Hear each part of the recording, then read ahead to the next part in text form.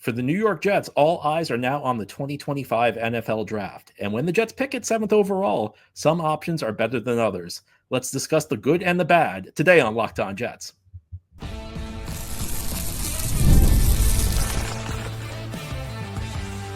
You are Locked On Jets, your daily New York Jets podcast. Part of the Locked On Podcast Network, your team every day. Welcome. This is indeed the Locked On Jets podcast, part of the Locked On Podcast Network, your team every day. It is Wednesday, April 2nd, 2025, and I'm your host, John B. from GangGreenNation.com. Thank you so much for making the show your first listener, first watch every day. And a big shout out to you everydayers, as this is a daily podcast covering the New York Jets with new episodes each day through the week, Monday through Friday. Today's episode is brought to you by Gametime. Download the Gametime app, create an account, and use code LOCKEDONNFL for $20 off your first purchase. On today's show, we have our weekly mailbag. Thanks so much to everybody who sent in questions. Each Wednesday, we try and do a mailbag and turn things over to the listeners. Let's begin. Our first question today is about the NFL Draft. How would you rank your preference at 7 between McMillan, Graham, and Membu? And so those are three prospects who are getting a lot of buzz to the Jets. Mason Graham, the defensive tackle out of Michigan, Ted McMillan, the wide receiver out of Arizona, and then Membu, who is a tackle out of Missouri. And right now, for me, I think it would be Graham 1, McMillan 2, and Membu 3. And it's not so much about needs. Now, I do think the Jets need help at the defensive tackle position. What they have behind Quinnen Williams is just frankly not very good right now. But having Quinnen Williams, I think, is a big anchor for the defensive tackle spot. I think that your number 2 defensive tackle when you have a star is less critical than your number 2 receiver spot when you have a star. Because the Jets do have an excellent number 1 receiver in Garrett Wilson, but I just think that like your number 2 defensive tackle is typically somebody you can get by with if you have if your play is at a high enough level at the defensive tackle spot. Even if you have a great number 1 receiver, you really do need a good number 2 receiver. So I think if we were just talking purely on need, it would be McMillan number 1. But I really like Graham as a prospect. I think he could be a difference maker. And while I do think defensive tackle is a need for the Jets, I also think that sometimes we get too much tunnel vision focusing in the offseason on just filling needs. I think we also need to think about building overwhelming strengths. And there really are not many defenses in the NFL where you have 2 tackles that are impossible to block in the middle of your defensive line. So I like the idea of pairing Graham with Quinnen Williams, but I also just think, if you watch his film at Michigan, he's unblockable at times. He's a guy who's very difficult for offenses to deal with. I think McMillan has potential. Now, listen, I'm going to throw out a disclaimer here because one thing I've noticed, I've tried to get better through the years, is that I have been irrationally hard on wide receiver prospects with Ted McMillan's play style before, because I like guys who separate. I like guys with speed, and that's not really Ted McMillan's game. And I think back. You can go back 11 years. Like I was, and I shouldn't say this because this is before the podcast, so you can't prove that I said this. But I wasn't that high on Mike Evans because I didn't think he was very fast. I wondered how he would translate to the NFL 11 years later. He has 11,000 yard season. So I'm trying to be aware of my own biases when I talk about prospects. So that's one of the things. I don't want to get too hard on McMillan because I do think he's a viable prospect at 7. And I think in many ways, he adds an element that the Jets don't have at the wide receiver position. But I just think Matt Graham is such an outstanding prospect that I'd put him ahead of McMillan. Membu, I've watched more on him. I discussed Membu a few weeks back, and I was kind of positive on him, and I've gotten to some of his film, and I do have some concerns about him. I worry that he might be the type of guy who maybe he's better for his second team than his first team, because a guy with a lot of athletic ability, a guy with a lot of potential, but I think that his technique is kind of inconsistent, which is not that unusual for guys coming out of college. And one of the things you got to learn when you evaluate these prospects is it's important to think about, it's important to find out their capacity to grow quickly. And that's something I can't tell. And that's one of the things I think comes through when players visit teams. I think that's one of the things that players are teams are gauging on players is how quickly can they learn. When I see Membu, I see a guy who pretty unrefined technically. I think there are many instances where his hand placement is not where it should be. I think there are many points where he's not hitting the guy at the right time. And this sounds like nitpick. Listen, I know you're hearing this and you're probably thinking this is very nitpicky. but it is important in the NFL. It's important to have really good technique because you need to, like, in college, like you can miss you can, if you're supposed to like hit a guy on the shoulder, you can miss him and it's not going to be a big deal because you might just be bigger and stronger than the guy. In the NFL, you got to hit the guy at the right place and you got to hit him at the right time. And you can't lean because if you lean, if you get yourself off balance, NFL defenders are so strong they can just throw you out of the way. I think Membu may, unless he can learn quickly from NFL caliber coaching, which is always a question. I think he may have a tough time out of the gate. Although, I'm never going to be against the idea of drafting a tackle and trying to coach him up because if we're being realistic, there aren't a lot of plug and play tackles who enter the league. I mean, look, I don't think Olu Fashanu, looking back, was a guy who was ready to play on day one. I think if you watched, and you can say that it was because he didn't play left tackle, his natural position early last season. You can say it was because he played guard, because he played right tackle. I don't think Olu Fashanu was ready to play day one.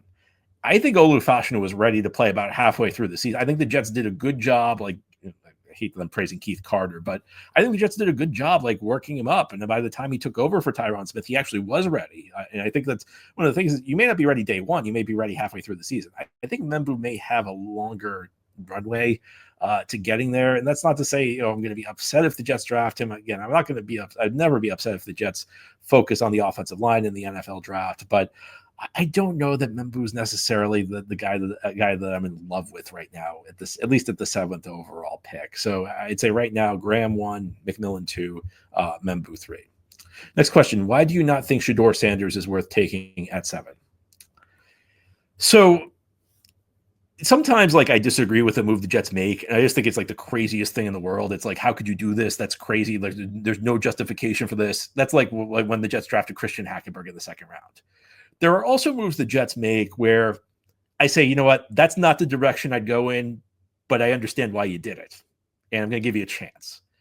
If the Jets drafted Shedeur Sanders at 7, it would be the latter. It would be that's not the direction I would go in, but if I could give it a chance. I could keep an open mind about it because there are things I like about Shedeur Sanders.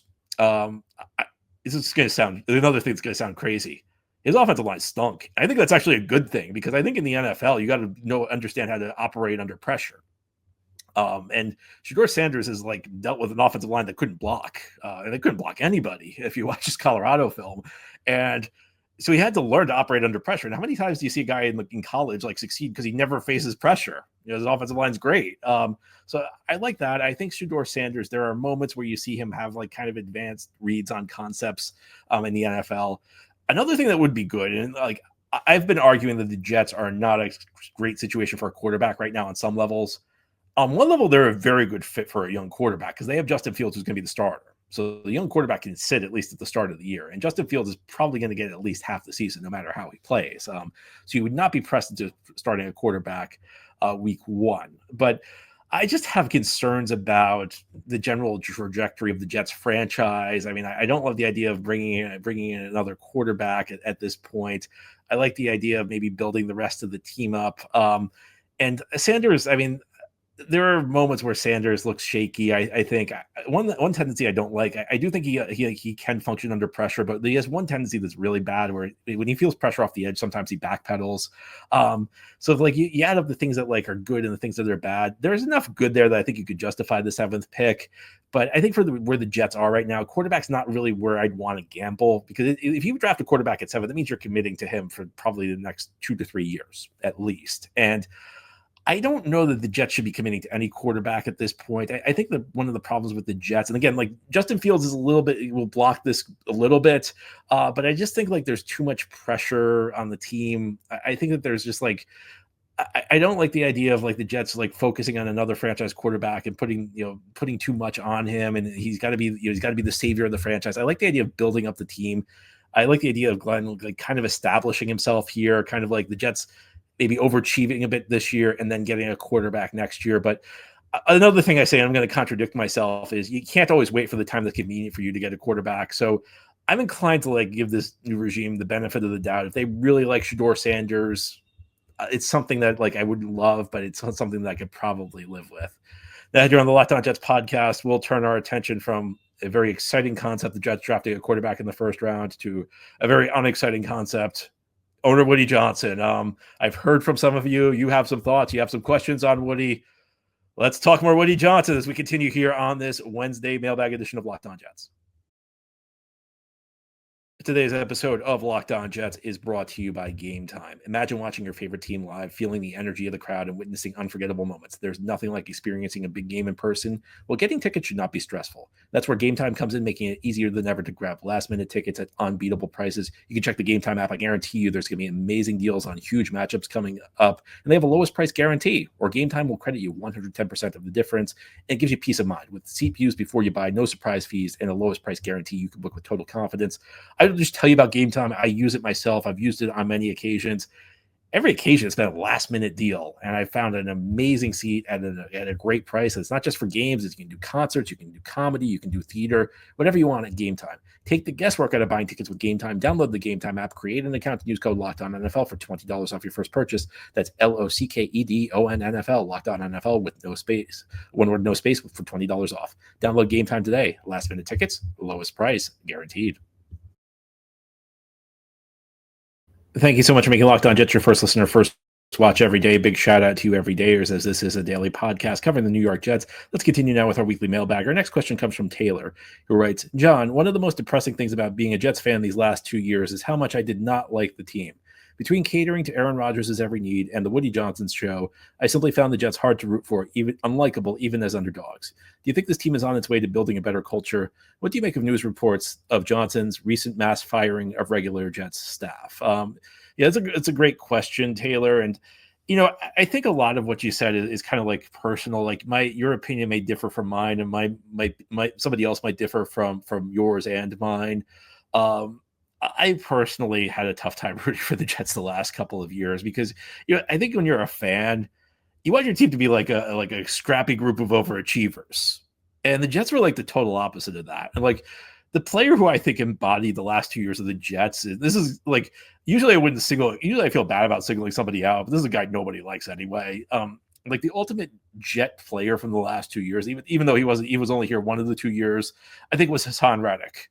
A guy who was more worried about himself than anything else, a guy who was more worried about the payday, a guy who wouldn't make the sacrifices, necessary, a guy who acted like he didn't care when he was on the field, a guy who produced nothing of value for the team, but a guy who was very expensive. And I think that Hassan Reddick in many ways was kind of emblematic of the Jets the last couple of years. I use the phrase a lot. The Jets have overpromised and underdelivered. And the teams that are likable are the teams that underpromise and over-deliver. And I even got annoyed, like just like little stuff like 2023 when the Jets like made a big deal that like they made it out like Aaron Rodgers was going to return to the field after, they made it sound like he was coming back for week 16, which like I don't know if they would have done it, but everything I know I've spoken with medical people is that if they did it, it would have been an extremely irresponsible move. Maybe it would have been everything I've heard about that is like it would have been physically possible for Rodgers to return to the field, but it would have been exceptionally irresponsible because of the dangers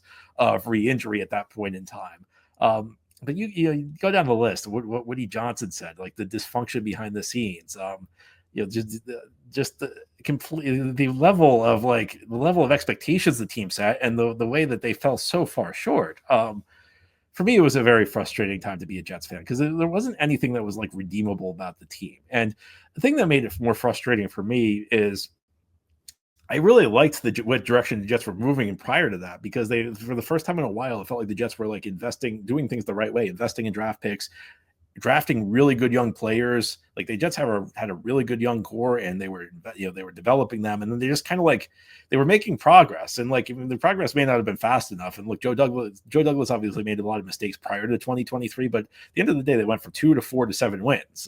There was genuine progress. If they continued on the trajectory they were on and continued drafting well, they would have, I think they would have continued to move in the right direction. Instead, it became the Rodgers show and everything that came with that, and the Woody Johnson show. Very frustrating. So I'm with you on that. Others may not agree. Again, that's a really personal thing. Like my opinion might be different from somebody else's, but I was really frustrated by everything, like Taylor. The question though is, do we think the culture is going to change? My hope is yes. My hope is that, and there's only so much you can read in from media appearances, but on yesterday's show, I spent the last segment talking about some comments Aaron Glenn had about the offseason. he kind of went head on with the people complaining the Jets weren't making flashy moves. And he said, you know what? We're trying to be quiet here. We're not trying to make flashy moves. We're trying to win games. And we want guys who want to be here. We want guys who are going to work hard. And we want, we don't care about what our free agency grades are. We care about how many games we win. And that's like coach speak. And normally I would just ignore it. I wouldn't even mention it on the podcast. But it's just like such a contrast with what we had prior to that. So, obviously, my hope is that it's the sign of a new era, because like I want the Jets, it's like you said, like the Jets were like a team the last 2 years of high priced underachievers. You don't like that. You want your guys to be overachievers. And my hope is that Aaron Glenn turns the Jets into that. The last question Taylor had was about the news that the Jets were offering buyouts. I don't know the Jets business. So like, I can't really, I think it's unfortunate if people are losing their jobs. Short of that, I can't really say. I think I'd leave that up to the people in charge, because I don't really know where the Jets are business-wise right now. Next question. Who really is the worst owner in the NFL in 2025? Is it the Browns with Jimmy Haslam? Is it the Jets with Woody Johnson and his kids? Is it the Raiders with Mark Davis? The Panthers with David Tepper? Who would round out your top 5 list?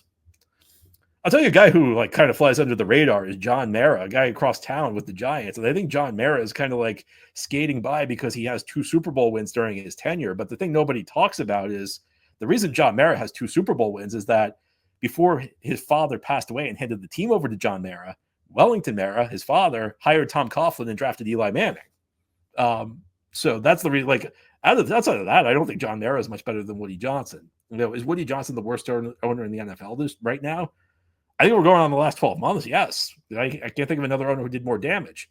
A year ago, I probably would have gone David Tepper in Carolina, because you may remember what a mess the Carolina Panthers have been the last couple of years. I may have put Woody at 31 out of 32, better than David Tepper. But the fact we're even having this discussion is a bad thing.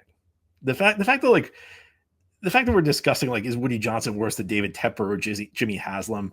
It shows you that things are not where they should be right now, because let's say, for the sake of argument, that we put Woody at 30 and we say Jimmy Haslam with the Browns is worse and David Tepper with Carolina is worse. So Woody's better than 2 owners. I think there are too many Jets fans who like view that as a badge of honor, where it's like, well, it could be worse. He's 30 out of 32. Being 30 out of 32 should not be viewed as a positive thing. It should be viewed as a very negative thing, because at the end of the day, like, it doesn't make that big of a difference if you're like narrowly the second worst owner in the league or narrowly the third worst owner in the league. Woody Johnson has to get a lot better. And I was really, yesterday's show, again, like I really went off on Woody Johnson because I was very annoyed with some of his comments about, and it's just like, he showed very little introspection about what happened the last 2 years, showed very little humility. The Jets players filled out a survey, if you missed this, and they graded Woody Johnson. Every player across the league filled out the survey for every team. And these teams were asked to grade their team on certain criteria, like facilities, things like that. And they were asked to grade their owner. Jets players gave Woody Johnson a lower grade than any other team's players gave their owner. And Woody Johnson called it bogus. If I'm Woody Johnson and my players are this upset with the way I've handled things, and that you had the kind of season you just had, you would think like that would lead to like some real tough thoughts. You think it would lead to some really tough conversations. And gee, what am I doing? How can I get better? Because I must not have done a very good job. Instead, he's telling the players that they're wrong. Silliness. So like maybe Woody's 30, maybe he's 29, maybe he's 31. I'd rate him at 32 based on the last year. But no matter what it is, it's not good. And it's got to get better. Now, here on the Locked On Jets podcast, we'll talk about what the Jets have right now and what they need to go from where they are to contender. And it's a lot, but there's still room for optimism. And if that sounds contradictory, it's not. I'll explain why as we continue here on this Wednesday edition of Locked On Jets. This is the Locked On Jets podcast. On this Wednesday, we're doing our weekly mailbag show. Our next question: what non-quarterback roster holes do the Jets need to fill to become a contender? I recall several years ago you answered something to the effect of, we need a competent left tackle, a competent pass rusher off the edge, a go-to wide receiver, and a shutdown number one corner. We arguably have all of that. Does that mean we're just a quarterback away, or has your assessment of what we need changed? I'll be honest with you. I'm going to level with you. I don't remember the specific conversation. Sounds like something I'd say, though. But I don't think the Jets are a quarterback away. Those sound like one of the things. It does sound like it's something I'd say, because if you're asking me like what are the key cornerstones to like a successful team, those sounds like those are some of the first things that would come to mind. I think the problem the Jets have right now is that they have the start of a good core, that 2022 draft class, and like even the 2021 draft class. I mean, I don't think you can call the 2021 draft class a success because you missed on the quarterback second overall, and that's more important than anything else. But looking back at hindsight, the 2021 draft class, they got Elijah Vera Tucker out of it. They got Jamie Sherwood out of it. They got Michael Carter II out of it. They got 3 quality starters out of it. So, look, you can't say it's a success because you missed on the quarterback, but you can't really say it's a failure. So, that's 2 straight years of pretty solid draft classes Joe Douglas had. And there are also some decent other pieces. I mean, Joe Tippmann and Will McDonald from the 23 draft class. And this brings me to my bigger point, is that I don't think the Jets are a quarterback away. And they don't. The problem is, like, after you get past this core, the roster takes a serious slide. And they don't have contributing players. They don't have enough contributing players at other spots. But what I would say is, you mentioned they have what we hope and think will be a solid left tackle in Olu Fashanu, shutdown corner in Sauce Gardner, go-to number one receiver in Garrett Wilson, a couple of legitimate pass rushers off the edge. I think what that means is that, and this is why I say this a lot, and this is why I say, like, this situation is not as dire as it's made out to be. It's not. I don't think the Jets are like a bottom 5 team in the league right now, because they actually have pieces, and I think like that's difficult for Jets fans to like accept, because first of all, we're coming off such a bad season where the team so badly underperformed expectations, and also we're in a stretch where the Jets have regularly been one of the worst teams in the NFL, but it's not a horrible team talent-wise. There are legitimate pieces here. It's not, it's one of the things where it wasn't as good as people made it out to be 12 months ago, but it's not as bad as it was made out to be right now. Now, I think, a quarterback obviously makes a big difference in this league. And, if the Jets got a quarterback who was, a real plus starter, suddenly things would look very different very quickly. Jets would be favorites to make the playoffs. I do think they need more premium players. I don't think they have quite enough premium players right now. I mean, who are the premium players the Jets have? I mean, they have Quinnen Williams, they have Sauce Gardner, they have Garrett Wilson. I hate to say it, I would not put Breece as a premium player right now, Breece Hall. So I think the Jets just need to add more top end talent. They have some decent guys aside from that. Tippmann's good. AVT is good. McDonald looks like a legitimate pass rusher. Jermaine Johnson's a good player, but I just think that there's a fall off. And I think that there are too many spots where the Jets are really, really weak. That second defensive tackle spot's one that I mentioned. The wide receiver room after Garrett Wilson, is bottom tier. The Jets still don't have a right tackle right now. I think the safety spot, I like Andre Sisco. I think there's question marks there. I think the number 2 corner spot, there's question marks.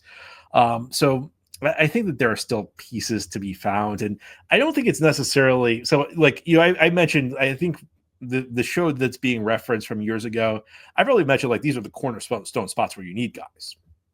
And once you've got guys there, I think it becomes less important about where the rest of the difference makers are.